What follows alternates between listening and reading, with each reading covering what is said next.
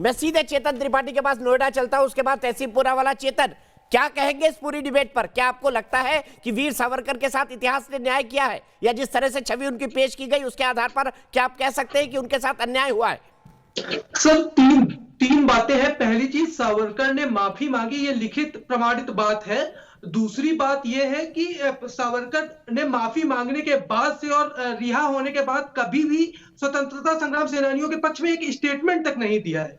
तीसरी बात जो इंपॉर्टेंट है वो ये है कि इनको पेंशन मिलती थी वो किस लिए मिलती थी ये बताया जाना चाहिए। जो पेंशन का अमाउंट उनको दिया जा रहा था वो किस लिए दिया जा रहा था। क्या सावरकर ने 1942 में ये नहीं बोला कि भारत छोड़ो आंदोलन के साथ नहीं जाना चाहिए, या जब द्वितीय विश्व युद्ध हुआ तो क्या उन्होंने ये नहीं कहा कि हमको अंग्रेजों के पक्ष में रहना चाहिए? तो इस तरीके से एक बात है। और आज बात ये नहीं है कि आज सावरकर के साथ न्याय हुआ या नहीं हुआ, आज मूल्य चुनने की बात है। क्या हम एक ऐसे व्यक्ति के मूल्य चुनेंगे जिसने माफी मांगी तो गांधी जी भी अंग्रेजों से बात करते थे, नेहरू जी भी अंग्रेजों से बात करते थे, उसी के आधार पर आजादी ली।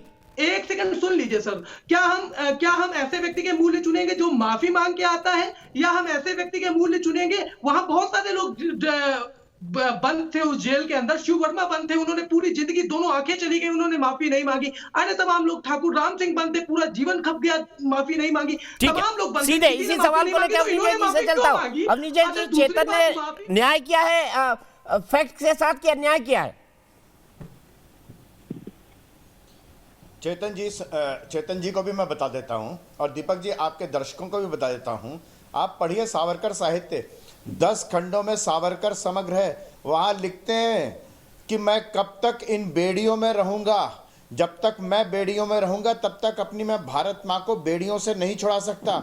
सैकड़ों लोग अपने क्रांतिकारी जेल से भागते थे, इसलिए नहीं भागते थे क्योंकि वो भगोड़े थे, इसलिए क्योंकि भाग करके बाहर जा करके फिर अंग्रेजों के खिलाफ संघर्ष करना। नेताजी सुभाष चंद्र बोस और वीर सावरकर का वो पत्र आज सबके सामने है, वो सबके सामने है वो पत्र, जहां सावरकर कहते हैं, अरे चेतन जी बीच में नहीं, प्लीज चेतन जी बीच में नहीं, सुन लीजिए, हाथ जोड़ करके निवेदन कर रहा हूं। वो पत्र अब सबके सामने आ गया है, जिसमें सावरकर कह रहे हैं कि अगर अंग्रेजी सेना में भर्ती होकर के भारतीय प्रशिक्षण लेकर के अंग्रेजों के खिलाफ आजाद हिंद फौज में इनका उपयोग करना, ये सावरकर कह रहे हैं, लिखित पत्र ये आप पढ़िए ना। ये बताया नहीं जाता किसी को। सुभाष चंद्र बोस की आज तक मृत्यु कैसे हुई किसी को मालूम नहीं चला, किसी को मालूम नहीं चला।